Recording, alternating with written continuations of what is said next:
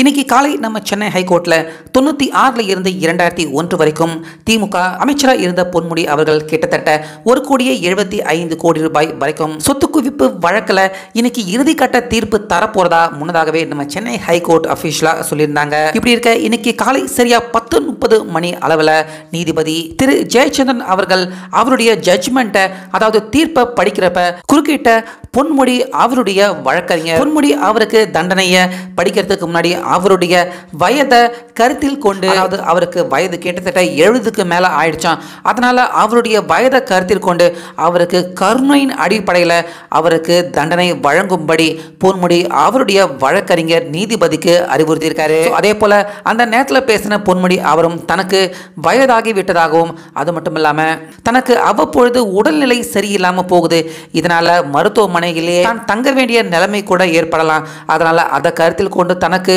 தண்டனை வழங்கும்படி பொன்முடி அவரும் நீதிபதியான திரு ஜெயச்சந்திரன் அவர்கள் கிட்ட வேண்டுகோள் வச்சிருக்காங்க. இப்படி இருக்க ஏற்கனவே விழுப்புரம்ல பல வருடங்களா நடந்த இந்த வழக்கு, அதுக்கப்புறமா அதுல இருந்து சாதுரியமா தான் எப்படி தப்பிக்கிறது அப்படின்னு திட்டம் போட்டு வேலூருக்கு மாற்றப்பட்டு அங்க இருந்து தான் குற்றமற்றவர் அப்படின்னு சில தில்லுமுழு வேலைகள் செய்துதான் பொன்முடி அவரு நிரூபிச்சிருந்தாரு. ஸோ இந்த விஷயம் எல்லாமே ஏற்கனவே தெரிந்திருந்த நீதிபதியான ஜெயச்சந்திரன் அவர்கள் ஏற்கனவே பொன்முடி அவர் மேல அவர் செம்ம கோபத்துல இருந்திருக்காரு. இப்படி இருக்க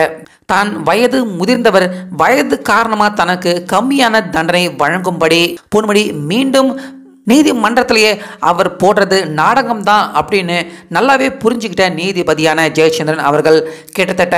3 ஆண்டு சிறை தண்டனை பொன்முடி அவருக்கு வழங்கியிருக்காரு. இப்படி இருக்க இதை பற்றி பேசின நீதிபதி ஜெயச்சந்திரன் அவர்கள் 3 ஆண்டு சிறை தண்டனையோட தான் உங்களை விட்டுடலாம் அப்படின்னு பார்த்தேன், ஆனால் இப்போ நீங்கள் வயது காரணமாக தனக்கு தண்டனை குறைக்கும்படி நீங்கள் கேட்டதால் உங்களுக்கு கூடுதலாக 50 லட்சம் ரூபாய் அபராதம், ஆக மொத்தம் 3 வருட சிறை தண்டனை, 50 லட்சம் அபராதம் நீங்க கட்டணும் அப்படிங்கிற மாதிரி இன்னைக்கு சென்னை ஹைகோர்ட் நீதிபதியான திரு ஜெயச்சந்திரன் அவர்கள் பொன்முடி அவருக்கு கிட்டத்தட்ட 1,75 லட்சம் ரூபாய் அவர் வருமானத்தை விட அதிகமாக சொத்து சேர்த்த இந்த வழக்கில் 3 வருட சிறை தண்டனை, நீதிமன்றத்தில் கூடுதலாக தனக்கு கருணை காட்டும்படி அவர் பேசினதால அவருக்கு 50 லட்சம் ரூபாய் ஃபைன், ஆக மொத்தம் 3 வருட சிறை தண்டனை, 50 லட்சம் ரூபாய் ஃபைன். பார்த்தீங்கன்னா தற்போது பொன்முடி அவர் குற்றவாளி அப்படின்னு அறிவிச்சு அவருக்கு கூடுதலாக இந்த 50 லட்சம் ரூபாய் ஃபைனும் போடப்பட்டிருக்கு.